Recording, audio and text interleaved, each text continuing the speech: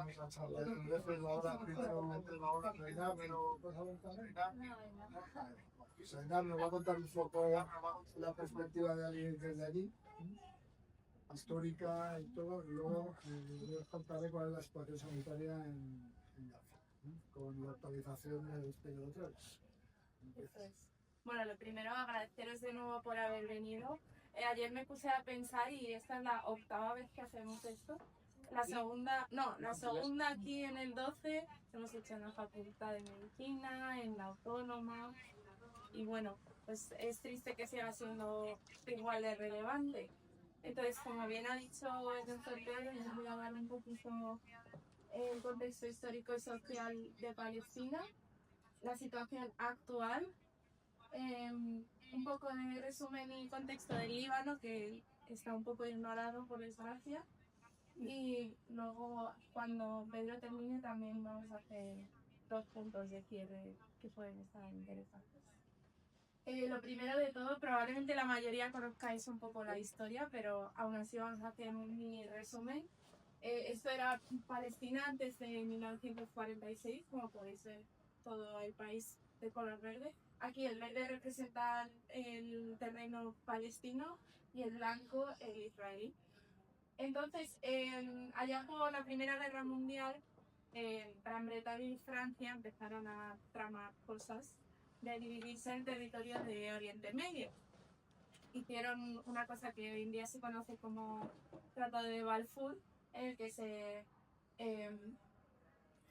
a través de varios planes y varias guerras, quedarse Gran Bretaña con Palestina y Jordania, y Francia con eco.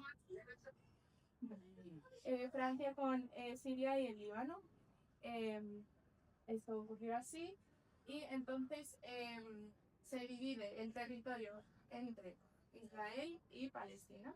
Entonces, Gran Bretaña se queda el territorio hasta 1947 más o menos, y ahí lo deja en manos de la ONU, es decir, como una administración internacional, por así decirlo, después de guerras árabe-israelíes, etc.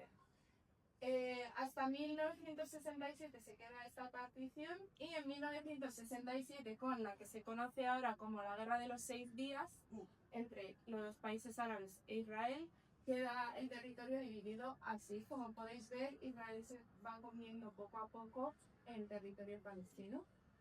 Esto se queda más o menos, bueno, poco a poco va menguando hasta lo que es hoy en día, que esto es la Franja de Gaza y esto es Cisjordania, que como podéis ver está bastante fragmentado.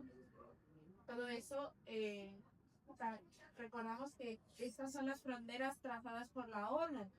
Entonces, hay mucho territorio que está ocupado ilegalmente según la ley internacional, a través de asentamientos ilegales y otras cosas que explicaré un poquito mejor aquí. Esto es un poquito como cómo está distribuido el territorio y cómo está organizado. Podemos ver en blanco las que se conocen como área C, que son de total control israelí. En verde oscuro, las áreas A, que son de total control palestino. Y en verde claro, un área que es como de control compartido de manera abstracta, porque luego en la realidad no está compartido. Y en morado los asentamientos colonos, que como he dicho son ilegales ante la ley internacional. Entonces, ¿esto en qué se traduce en la práctica? Pues que la autoridad palestina está bajo control israelí, hasta el punto de que si tú eres una persona palestina, quien te otorga la ciudadanía no es Palestina, sino Israel. Y bueno, esto para poder imaginárnoslo un poquito como en un contexto más tangible para nosotros. El trayecto de Jerusalén a Ramallah, si fuéramos a imaginarlo en conceptos de Madrid, sería como ir desde aquí hasta Alcorcón, más o menos, que si vais en coche un día que no hay tráfico, que son como 20-25 minutos. Pues eso es más o menos la distancia que hay. Pero para ellos, para llegar desde un punto a otro, se tardan aproximadamente 3 o 4 horas entre checkpoints que los israelíes deciden si abren o no ese día. Deciden si te dejan pasar o no. Si pasas tú, pero tu padre se queda al otro lado. Si pasas, pero te requisamos todo lo que tienes. Si pasas, pero luego no puedes volver. O sea, es una cosa que a lo mejor tú sales de tu casa pensando que vas a llegar y te quedas fuera y no pasa. Y bueno, he dicho mucho la palabra colonos, asentamientos. ¿Qué es esto exactamente? Pues básicamente son poblaciones ilegales según la ley internacional, lo que os he dicho, construidas en tierras palestinas en Cisjordania y Jerusalén Este, que son las fronteras que había dibujado la ONU para los palestinos.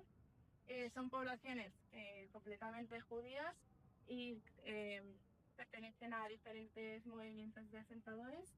Y esto es favorecido por Israel, ya que te otorgan la nacionalidad solo por ser judío y hacer lo que ellos conocen como la aliyah, que es un proceso como religioso para poder mudarse.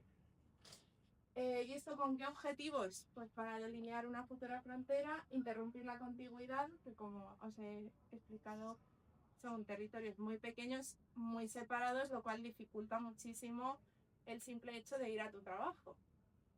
Y poblar Cisjordania con población israelí. Se oye ahora muchísimo en las noticias que en Gaza ocurre esto, en Gaza ocurre lo otro, pero también hay violencia en Cisjordania y no debemos olvidarla. Ha estado sometida a violencia y represión desde, bueno, antes de los acuerdos de Oslo, pero también desde entonces muy acentuado con ataques armados, vejaciones, detenciones sin motivo ni juicio posterior, limitaciones de movimiento, demoliciones de hogares y un larguísimo etcétera. Y esto solo ha sido acentuado ahora mismo con el genocidio de Gaza. Y ahora, volviendo un poco el foco a Gaza, ¿cómo se vivía antes del 7 de octubre? Pues tampoco era una vida de un campo de flores.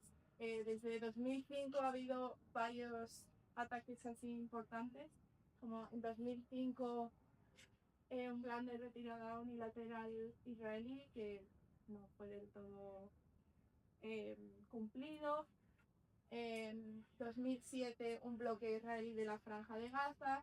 Y en 2018-19, que lo va a explicar mejor el doctor Kaba, la Gran Marcha del Retorno. Y bueno, de nuevo, grandes limitaciones en el día a día. Esto que también lo explicará mejor ahora el doctor. En Israel se requiere un permiso de viaje para salir de Gaza. Es un proceso burocrático muy largo y muy complicado que hace que para viajar de un país a otro que tardas, no sé, 5 horas en avión, a lo mejor tardas una semana en llegar. Y bueno, ahora un poquito para entender lo que está pasando ahora mismo, que probablemente también tengáis una idea bastante buena, pero bueno, aún así lo explicamos. ¿Qué ocurrió el 7 de octubre de 2023, esa fecha tan señalada? Pues Hamas, que es un grupo de resistencia islámica armada de Gaza, lanza ataques sobre bases militares fronterizas con Gaza. Según los datos oficiales, hubo 766 víctimas civiles y 373 que eran soldados. Según los medios occidentales, estas víctimas son todas a manos de Hamas, pero lo que se ha visto después es que un gran porcentaje de estas víctimas fueron asesinadas por los propios israelíes, por lo que se conoce como Directiva Aníbal, que es básicamente, y esto dicho textualmente por ellos, todo israelí está mejor muerto que hecho prisionero. ¿Y esto por qué? Porque el plan inicial de Hamas era tomar como rehenes las máximas personas posibles para utilizarlas como moneda de cambio para liberar a los más de 10.000 prisioneros que ellos tienen de palestinos. Y digo prisioneros entre comillas porque, como he explicado antes, son personas detenidas sin juicio y muchas veces sin motivo aparente.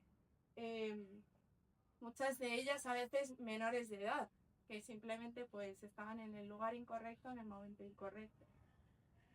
Luego, como respuesta por parte parte de Israel comienza lo que estamos viendo ahora mismo.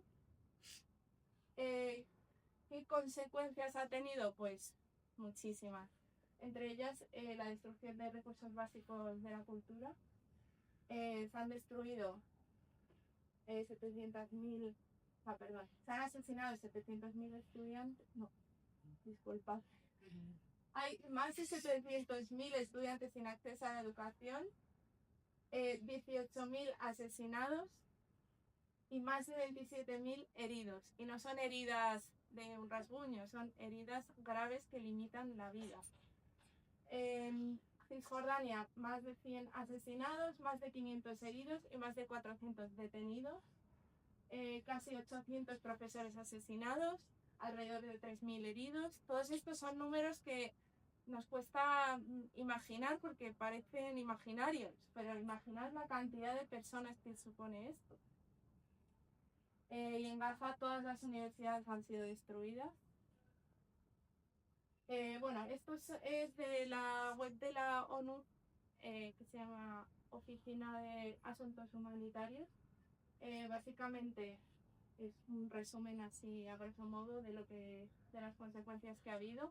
Hay más de 1 millón de niños con necesidades de atención psicológica, que eso es el 100% de los niños, y no solo los niños, también los adultos. Como podéis ver, Israel ha estado asesinando a trabajadores de diferentes ONGs, a muchísimos trabajadores sanitarios y bueno, también periodistas. O sea, se ha estado saltando todas las leyes internacionales. Luego de educación, como hemos dicho, alrededor de 700.000 estudiantes sin poder estudiar, habrá 18.000 asesinados, etc. En cuanto a la alimentación, el 100% de la población está en desnutrición, en estadios ya que, bueno, aquí un poco controlamos por ser personal sanitario.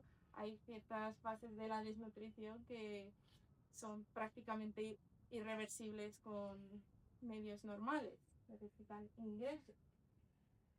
Bueno, de la salud podéis ver el 39% de los hospitales totalmente destruidos, pacientes críticos alrededor de 15.000.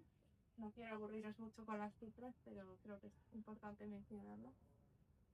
Y bueno, estas son citas bastante antiguas, son de 2023, pero frases dichas por personas de alto cargo de Israel, como por ejemplo Netanyahu, que seguro que nos suena este nombre. Dice: los vamos a convertir en escombros. Les digo a todas las personas de Gaza, salid de ahí ahora, porque vamos a actuar en todas partes y con toda nuestra fuerza.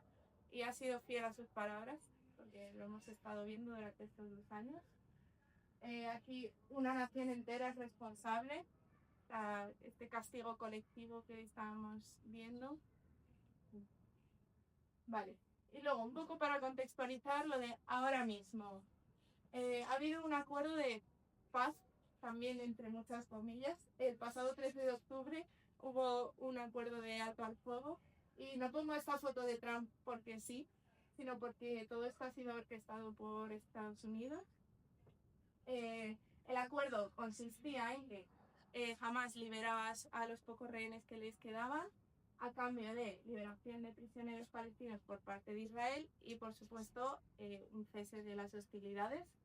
¿Se ha cumplido? Pues esa pregunta se responde sola. Estos titulares de prácticamente la semana siguiente al acuerdo: restricciones a la ayuda contradicen el acuerdo de alto al fuego. La paz pasa por la autodeterminación. Más titulares: las autoridades de Gaza acusan a Israel de violar el alto al fuego 80 veces. Esto solo una semana después. Ahora mismo hay casi 1.000 violaciones del alto al fuego. Ha pasado 1 mes y medio más o menos. 38 gazatíes muertos. Y bueno, ¿qué hay de Cisjordania? Esto con fecha de septiembre de 2025 son las fuentes más actualizadas que pude encontrar de la OSA, que es de la ONU. 14 palestinos asesinados solo en septiembre. solo en Cisjordania. Que es importante recalcar que en Cisjordania no hay Hamás. Y bueno, un poco de contexto histórico y la actualidad del Líbano, que es un país que también ha estado bastante afectado por todo esto, pero en los medios de comunicación occidentales no se menciona apenas. Y yo como persona libanesa pues me siento con la responsabilidad de darle un poco de luz. Esto es, el Líbano es un país bastante pequeño, creo que más o menos del tamaño de la Comunidad de Madrid. Este es el río Litani y es importante porque traza una frontera para el contexto que os voy a explicar ahora. Básicamente, la OLP, que era un movimiento de liberación de Palestina, se situó un poco al sur, o sea, en el sur del Líbano. Entonces Israel invade el Líbano con la intención de empujar a la OLP al sur de la frontera de este río que os he dicho. Entonces establecen una zona de seguridad, aquí todo entre comillas, cuando consiguen empujar a la OLP, pero en 1982 vuelven a invadir el país y ahí ya se queda. Desde entonces hasta el año 2000.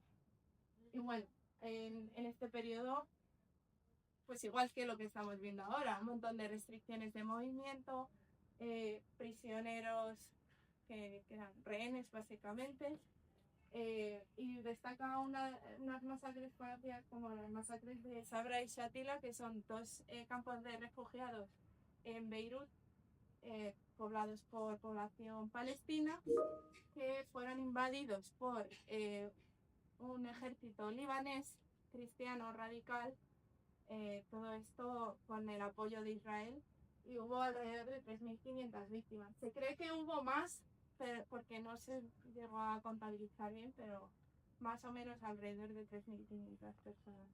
Y bueno, también cabe mencionar la creación de UNIFIL o cascos azules, que eran como una especie de ejército creado por la ONU para proteger como la línea entre Israel y Palestina, y también se han registrado violaciones por parte de este ejército. Bueno, importante también para entender lo de ahora. En 1982, con la invasión del sur del Líbano por Israel, se crea Hezbollah, que es también otro grupo de resistencia armada islámica que pues combate contra Israel. Y en el año 2000, en mayo, consigue la retirada de Israel de las fronteras libanesas, pero en el 2006 se reanudan las hostilidades en lo que se conoce hoy en día como la Guerra de Julio o la Guerra de los 33 días, en las que hubo pues alrededor de 1.100 víctimas civiles en solo 33 días. ¿Y qué ocurre hoy en día? ¿Por qué todo esto es relevante? Pues el 8 de octubre de 2023, con el inicio de las hostilidades israelíes en Gaza, Hezbollah lanza ataques a Israel como solidaridad con el pueblo gazatí. Y entonces, como respuesta, Israel comienza a atacar el sur del Líbano, llegando a atacar con armas prohibidas como fósforo blanco o uranio empobrecido, y dejando pues destrucción allá donde iba.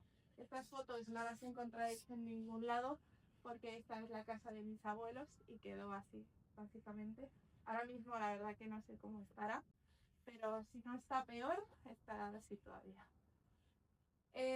Y para entender esto lo he dividido un poco en 4 periodos, que es desde el comienzo hasta el 16 de septiembre de 2024, desde esta fecha hasta el 27 de noviembre, del 27 de noviembre a enero de este año y de enero de este año hasta hoy. Vale, antes del 16 de septiembre, pues lo que he explicado, había un aumento de las hostilidades, 90.000 personas desplazadas hacia el norte y alrededor de 800 víctimas civiles. El 16 de septiembre se marca como punto de corte porque hubo los famosos ataques de los buscas y los walkie-talkies, que no sé si os sonará, que básicamente consistió en que Israel activó unos buscas que estaban defectuosos, haciendo que todos estos exploten a la vez. Estos buscas estaban siendo utilizados por los los miembros de Hezbollah, por eso era como un ataque tan dirigido, pero también los utilizaban pues personal sanitario, etcétera. Entonces os podéis imaginar el daño que causó esto, porque son aparatos de este tamaño, pero que se suelen poner pues en el bolsillo, al lado de la cara. Entonces es una explosión relativamente pequeña, pero que ha hecho muchísimo daño. De hecho, ahora mismo una de las mayores causas de ceguera en el Líbano es esto, porque claro, muchos de ellos al oír el pitido se lo acercaron a la cara y les explotó en la cara. Y estos dos niños fueron víctimas también de estos ataques. También hubo explosiones de coches, en supermercados, etc.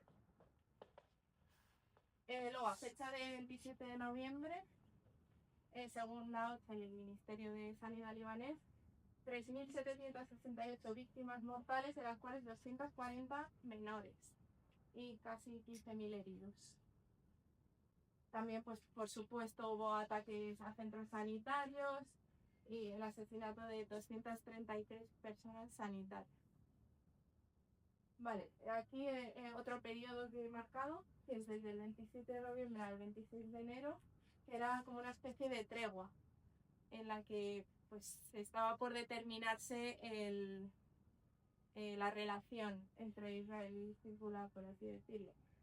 Evidentemente incumplido por parte de Israel. Todavía 160.000 personas no podían retornar a sus hogares, esto de personas de los pueblos fronterizos. Y luego, desde el 26 de enero hasta hoy en día, se hace oficialmente el acuerdo de alto al fuego, que el otro día salieron datos de que había sido violado como 10.000 veces aproximadamente. Y ha pasado menos de un año.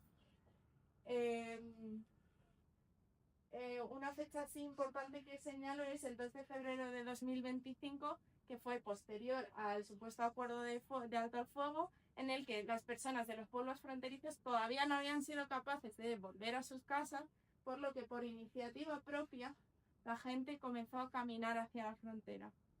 Entonces, imágenes bastante conmovedoras, la verdad, de personas en sus coches o a pie, caminando hacia sus casas y enfrentándose cara a cara con el ejército. A día 26 de octubre de este año, 290 víctimas mortales. Esto solo en este periodo de supuesto alto al fuego. Y bueno, un poco también después de ya haberos soltado aquí una lista de números infinita, unos datos que no nos entran en la cabeza, pues quería también dar un poquito de datos que son más cercanos y más, creo que llegan un poquito más y lo llevo humanizando la causa. Esta familia de 19 personas eran de mi pueblo y pues ellos decidieron cuando empezaron las hostilidades irse más al norte porque el pueblo era un lugar inhabitable. Ya os he enseñado la casa de mis abuelos y esas de las que mejor quedaron. Uy, aquí. Vale, entonces esta familia se fueron a un pueblo del norte y alquilaron una casa bastante grande porque como podéis ver eran 19 personas y fueron intencionadamente atacados por Israel y asesinados los 19. Aquí he dejado sus nombres. Puso en negrita estos dos, no porque sus vidas sean más importantes, sino porque son dos bebés. Aquí podéis ver sus imágenes. ¿Qué culpa tenían estas bebés? Pues no sé, nunca lo sabremos. Luego, estas fotos estas somos mi gran compañera Seima, yo, mi madre y mi hermano con el doctor Frank, que iba a venir pero no ha podido, con la familia de Amal, que es una mujer gazatí que vino con sus hijos hace aproximadamente un año. Estas son sus niñas Yana, Sama y Elin. Y falta Ambro, que es el chico mayor, pero es un poco tímido, entonces no quiso posar para la foto, pero aquí sale. Pues el viernes pasado era el cumple de la niña mediana, Sama, que cumplía 8 años, y fuimos a Cienpozuelos pues simplemente a celebrar el cumpleaños. Y no sabéis la ilusión que le hizo el simple hecho de que fuimos pues con globos, con gorritos, le llevamos algún regalito. Y ese simple gesto la dejó emocionadísima. Entonces, ¿qué culpa tienen estos pobres niños? O sea, ellos no han hecho nada más que nacer allí. Luego, este es Nizar, que vino con su madre y su hermano pequeño, su madre Dina y su hermano Yusef, y está ingresado en el hospital Gómez Ulla, en Aluche, bueno, Aluche, Carabanchel. Como podéis ver, bueno, no sé si se aprecia muy bien, este chico perdió ambas piernas por un ataque israelí. Lo ha pasado muy mal porque, pues, primero lo que supone perder las piernas y segundo, porque ha tenido varias complicaciones posteriores, como osteomielitis, etcétera, y hoy día ha ingresado. Y es que solo hay que verle cómo sonríe. O sea, a pesar de lo mal que lo ha pasado, esta es la sonrisa con la que te, te, te da la bienvenida. Y pues eso, primero haceros saber que está habiendo este tipo de iniciativas aquí en Madrid, tan cerca de nosotros. Y segundo, eso, ponerle cara a todo esto, porque lo que os digo, las noticias ya cansan, no las entendemos muy bien, no somos capaces de concebir la cantidad de personas que están involucradas, pero verlas así creo que nos ayuda un poco a tomar perspectiva. Y bueno, por cierto, esta es Irene Villa, es una mujer que fue víctima de los ataques de Atocha, de ETA. Ay, perdón. Sí, disculpadme. Sí, fue víctima de un ataque de ETA, no sé qué fecha, la verdad, y perdió las dos piernas. Entonces la invitaron para que Nizar pudiese ver que hay vida después de esto. Y la verdad que le alegró muchísimo poder ver que ella estaba tan feliz. Y bueno, ahora doy paso al doctor Cava para que nos cuente un poquito su perspectiva.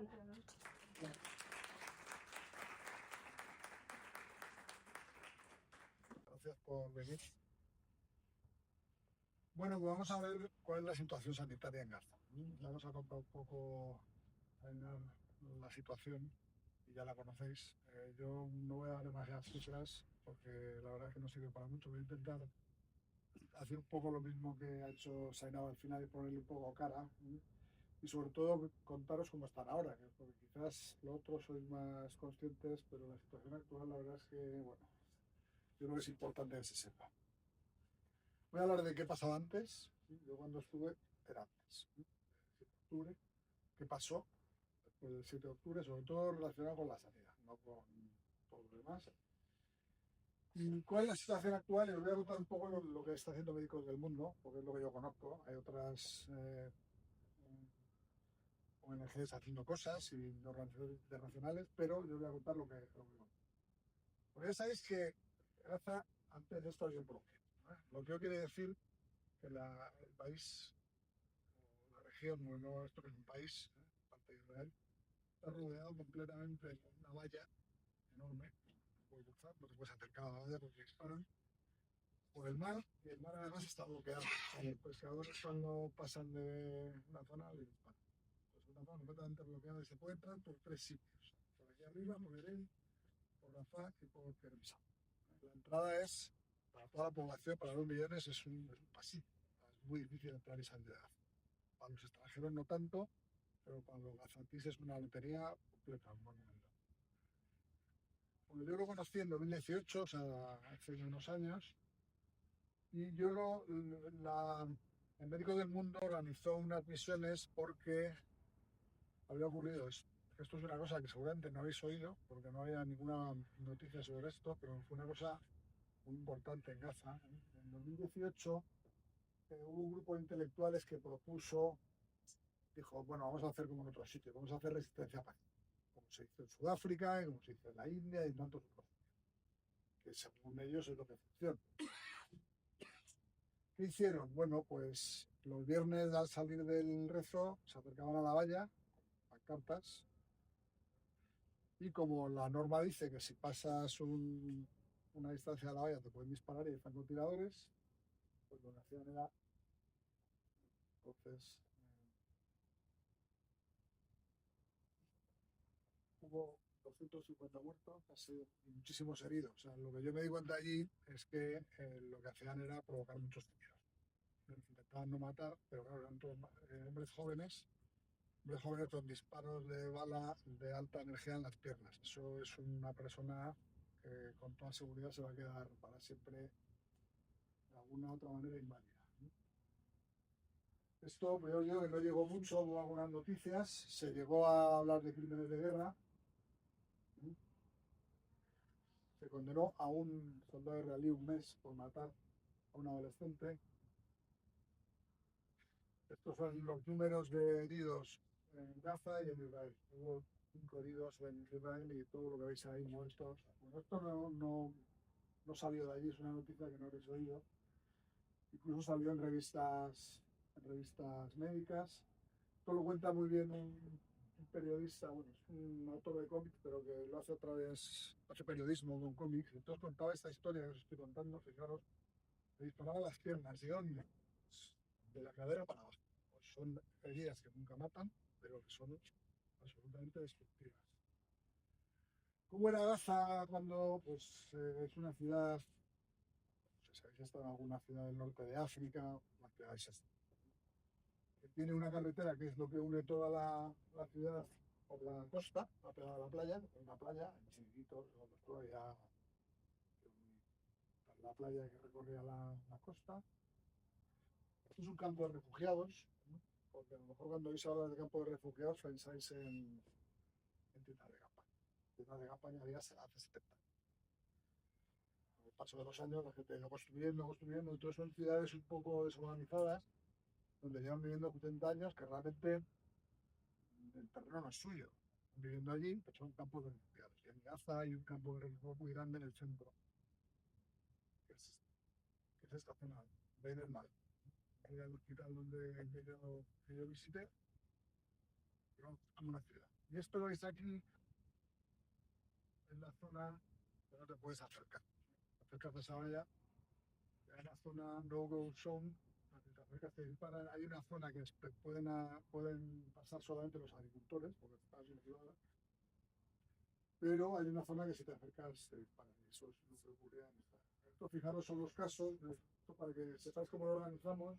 Primero va un médico, en este caso un cirujano plástico, revisó 200 pacientes y mandó una lista de 150 pacientes con lesiones como estas. No sé, sabéis interpretarlo, pero esto es una miniatura terrible, ¿no? Incluso aquí sería un lío espantoso tratar eso. Fijador externo, luego hacer una operación con los plásticos, bueno. Otro, fijaros, un disparo debajo de la cadera. Después había, os digo, 100 y pico, que se fueron tratando entre estas organizaciones, también los trataban ellos, porque ellos allí hay hospitales, pero bueno, nosotros ayudábamos. Realmente en 10 días se puede hacer lo que se puede hacer, porque estos pacientes llevan muchísimo trabajo, pero bueno, esto es lo que hicimos. Este es el equipo de médicos del mundo. Os lo digo porque os voy a hablar ahora de los que están en Gaza, no en los españoles que no están en Gaza. Pero fijaros el hospital, parece un poco al antiguo hospital. Quirófano, antiguo hospital, pero bueno, está bien. Y bueno, este es el equipo, ya os digo, había colaborado con los dos traumatólogos de ahí, uno era el jefe de urgencia y otro el jefe de trauma, y luego hay un enfermero, una traductora. Fijaros, veamos casos como este, por ejemplo, este chico con el mismo disparo, las dos piernas.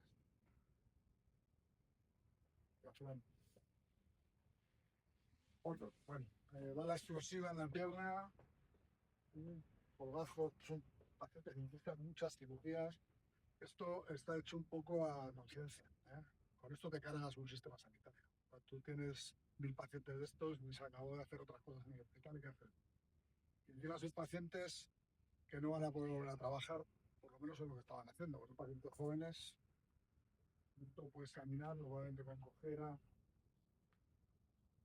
Bueno, voy a presentar a esta chica que es española, esta es una de Linares, que es palestina, y que se fue justo entonces a Gaza a ver a sus abuelos y no ha podido salir. Pero en algún momento ha tenido oportunidad de salir y ahora es la única periodista española que trabaja en Gaza. Trabaja para una televisión iraní, por eso no lo sé hablar de ella. Tiene todos los días comunicaciones en directo, en español. ¿Y dónde sale? Pues trabaja en la televisión en español en Irán. Pero vamos, si buscáis su nombre, Uda Elazi, y la encontráis. Ya sé, aquí la han entrevistado varias veces.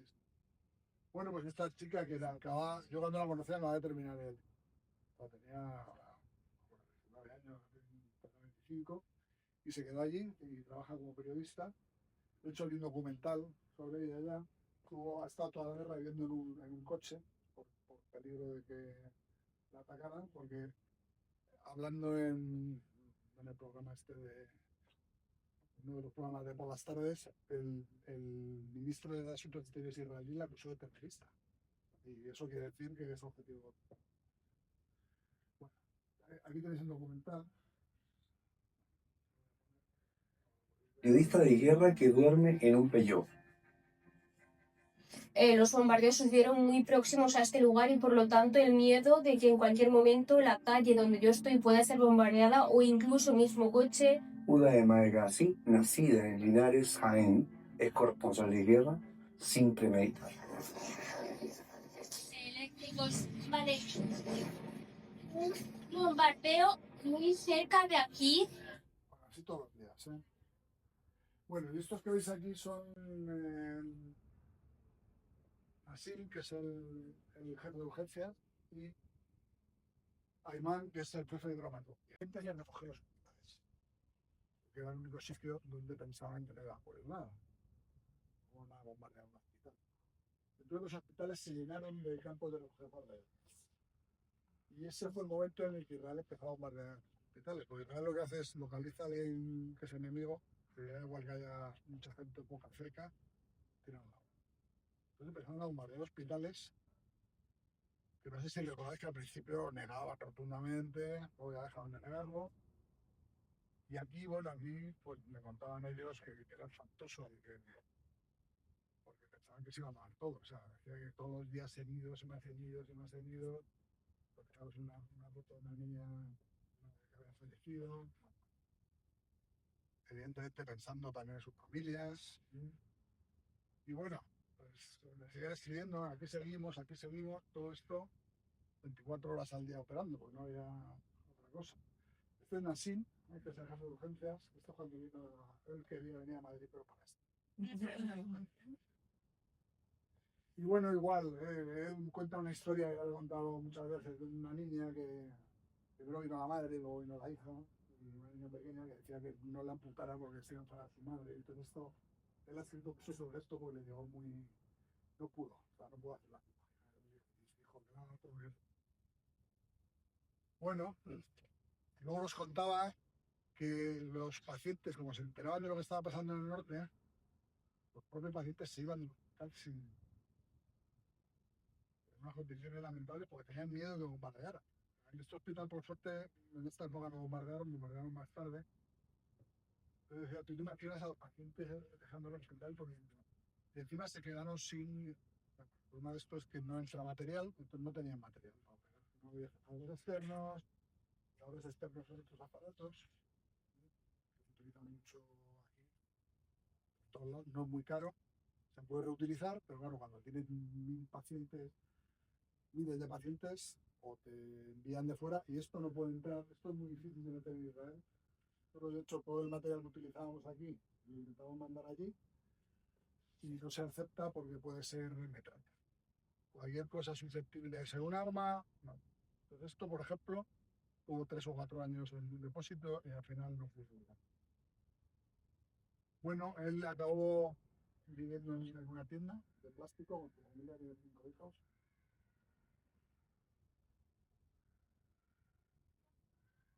Fueron acampados, ahora ha vuelto a su casa, porque lo contábamos en la ciudad mucho tiempo.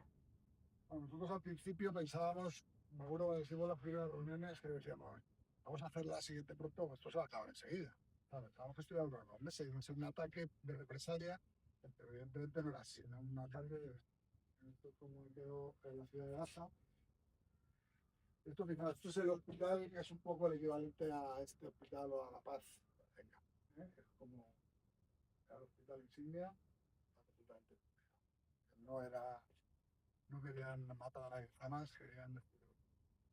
Este es un hospital de niños, también en el norte, también completamente destruido. Y este hospital, en marzo del 2024, hace ya un tiempo, la UNICEF dijo que no quedaba nadie dentro, que era un hospital sabido por el mundo, y encima encontraron cosas comunes con casi bueno. Centro de salud, esto es el centro de salud de la UNRWA, totalmente destruido. Esto es la sede del médico del mundo, que también la destruyeron. No había nadie de médicos del mundo en ese momento, pero murieron 4 menores. Y bueno, ¿esto por qué lo pongo? Pues porque desde esta batalla, que fue en el siglo XIX, este señor, que fue la Cruz Roja, empezó una serie de movimientos a nivel internacional para la protección de los heridos a mano. Esto se firmó el primer convenio en 1964.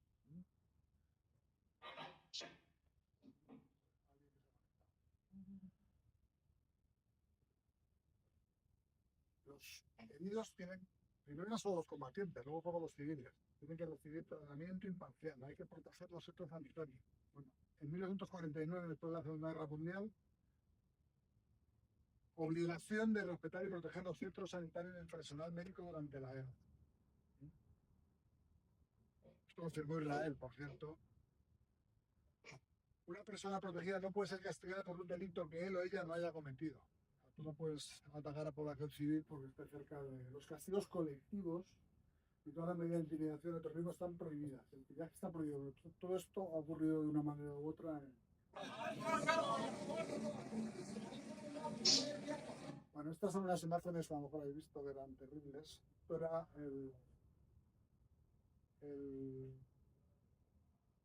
exterior del hospital donde estuve yo, que estaba lleno, había puesto la UBI fuera.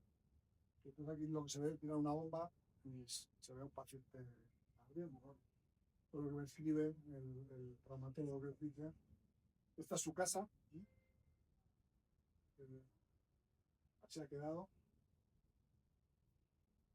Y esto es una de las cosas, esto de Médicos Sin Fronteras, es un médico que estuvo allí a mitad del 2024, entonces contaba esta historia. Esto, yo lo recuerdo cuando vienen muchos pacientes a la vez, no hay forma de...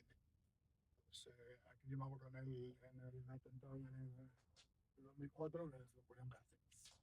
No oían por bueno, pues, aquí fijaros lo que les pasa.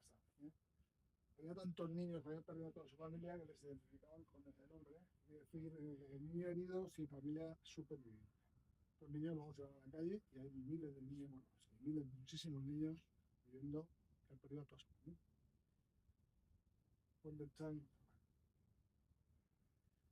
Bueno, esto ya lo he contado, ha habido muchísimos víctimas entre el personal sanitario, a los 150 ambulancias. El 94% de los hospitales han sido atacados, hay 2 que han totalmente destruidos, pero han atacado prácticamente todos. Las únicas zonas que no se han atacado son hospitales que dependen de organizaciones internacionales. La única que trabaja y ahora es la Cruz Roja, de forma estable. El resto entran y salen, pero no tienen nada estable. Y en el norte no hay un solo hospital que funcione. No hay ninguno. Fijaros que hay 2 millones de personas, sigue habiendo partos, diálisis, de todo. Bueno, ¿qué hemos hecho? Bueno, pues voy a contar lo que ha hecho Médicos del Mundo. Médicos del Mundo antes de esto hacía 3 cosas. Era lo que os he comentado de las misiones, y luego hacía atención de salud mental, por esto de las bombas ya ocurría antes, y mucha atención primaria, por todo a la mujer. Eso es lo que hemos hecho allí. Aquí lo que hemos hecho pues son reuniones como esta, que yo creo que estuvisteis alguno en las otras. Hacemos una foto. Pero hay equipos en Gaza. Estos son, digamos, asociaciones asociadas a Médicos del Mundo. No es personal, trabajan para Médicos del Mundo, pero es una asociación gazatí. Entonces, fijaros que hay mucho personal de salud mental, de atención primaria. tienen 3 puestos, 2 móviles y uno fijo, y han atendido muchísima gente. Fijaros, este año solo, de las pensiones de primaria, perdón, de salud mental, y casi 128.000 de primaria. O sea, hay un equipo trabajando, hay muchísimos perfiles de atención. Y esta campaña, que yo creo que algunos habéis participado, hemos hecho fotos desde hace 2 años, ¿verdad? En muchos sitios, en el centro de salud. Esto también os digo que nos ha costado muchísimo esfuerzo porque aquí no hemos tenido problema, pero es el único hospital casi que nos han dejado hacerlo. En otros hospitales no nos dejan directamente. Y bueno, ellos lo agradecían mucho. Esto realmente se hacía para mandar las fotos allí, sobre todo para el personal que trabaja para Médicos del Mundo, que vieran que se estaban haciendo cosas afuera. Como yo lo que nos decían todo el rato es que no entendían con lo que estaba ocurriendo allí que no hubiera más respuesta internacional. Decían sin parar.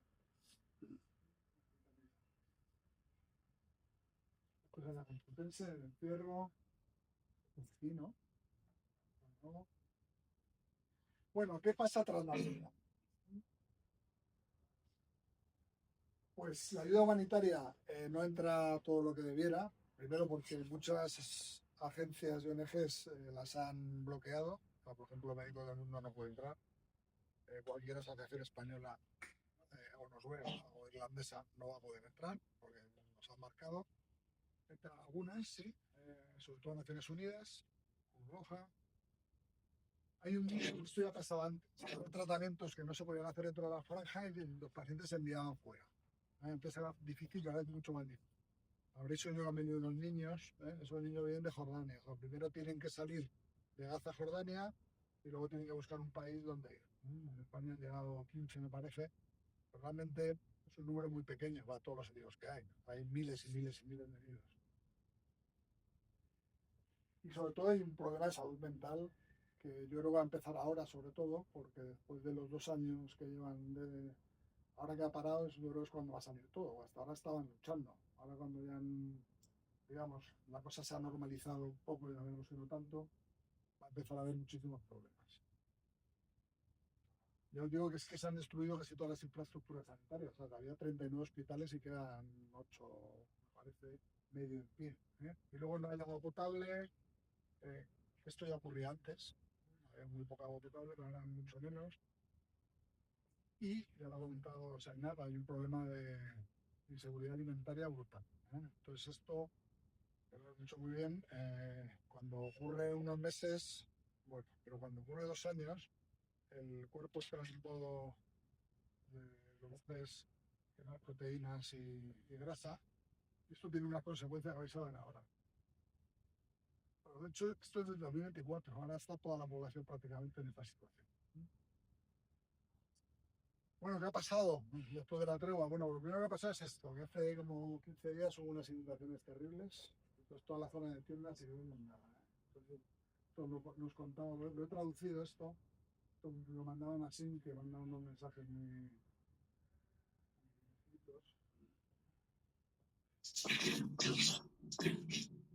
realmente ellos se quejan mucho de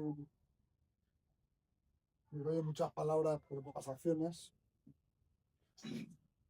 El problema es que es difícil que eso pueda hacer. Pero bueno, lo dejo para que lo leáis. Él se acuerda de cuando estuvo en las tiendas, ahora está en una casa, pero en su momento estuvo en una tienda.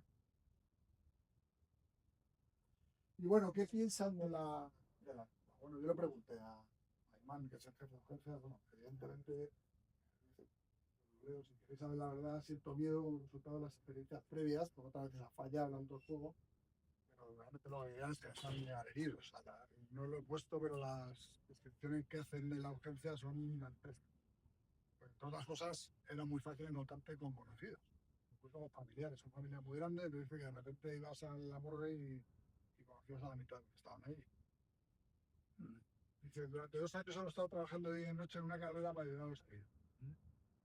Pues bueno, con hambre, y sin comida, casi, pero bueno, me he vuelto a parar el derramamiento de sangre. Y bueno, eso también me lo contaba Nassim ahora.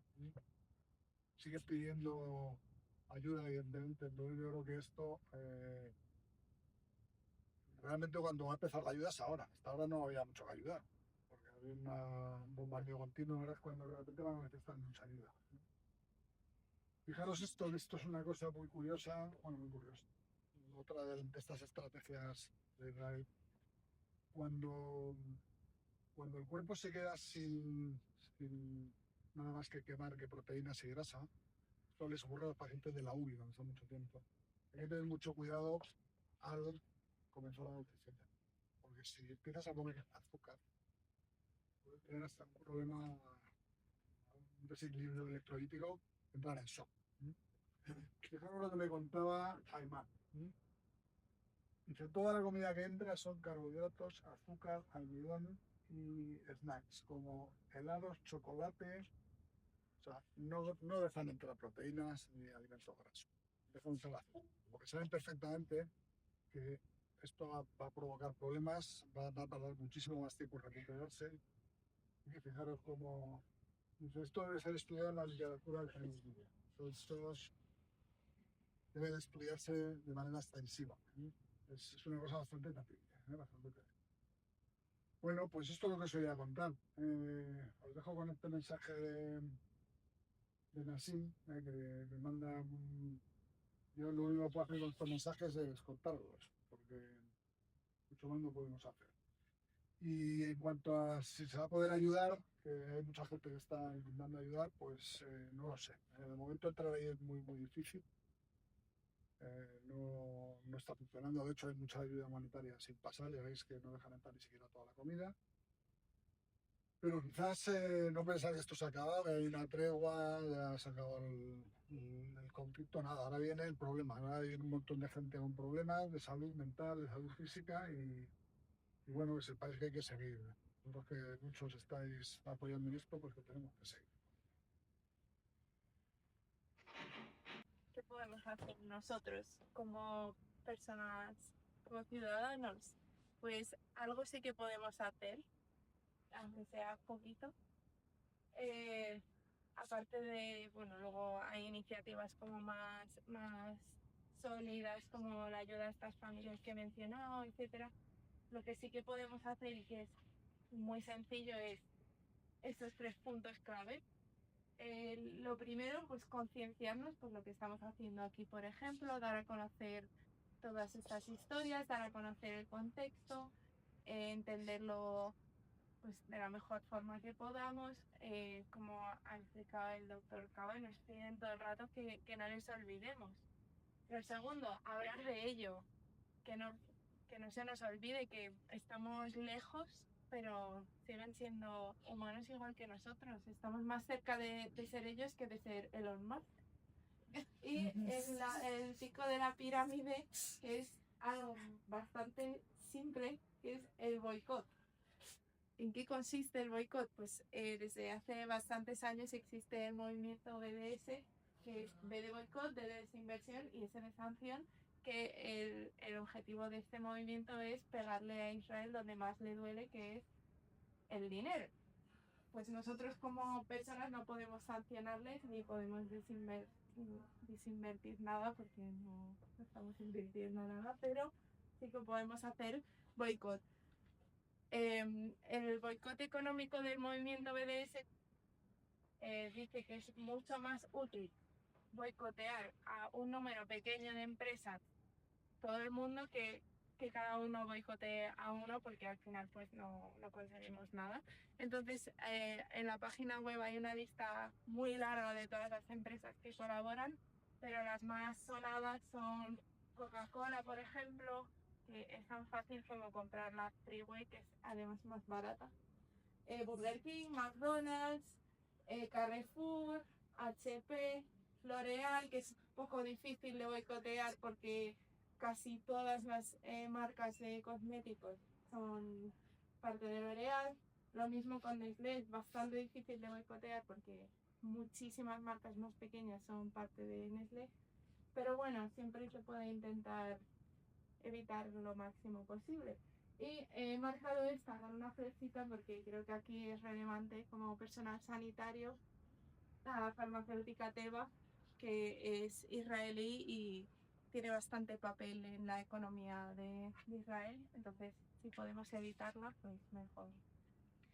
Y por último, quería cerrar con este poema que a lo mejor me habéis escuchado antes, que se llama Si debo morir, escrito por Refat Al-Bari, que era un profesor y académico palestino gazatí que fue asesinado bastante al principio del genocidio, y creo que sus palabras pues deberían quedarse con nosotros. A ver. Si debo morir, tú debes vivir, para contar mi historia, para vender mis cosas, para comprar un trozo de tela y algunas cuerdas.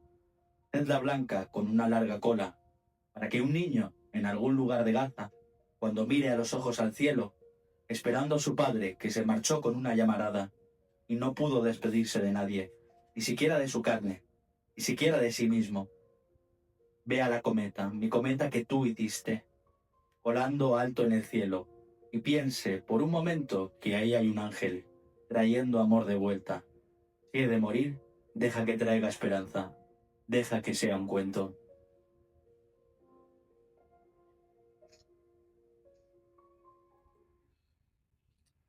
Bueno, de nuevo muchísimas gracias por haber venido. Esperamos que os haya servido un poquito y que os llevéis algo de aquí.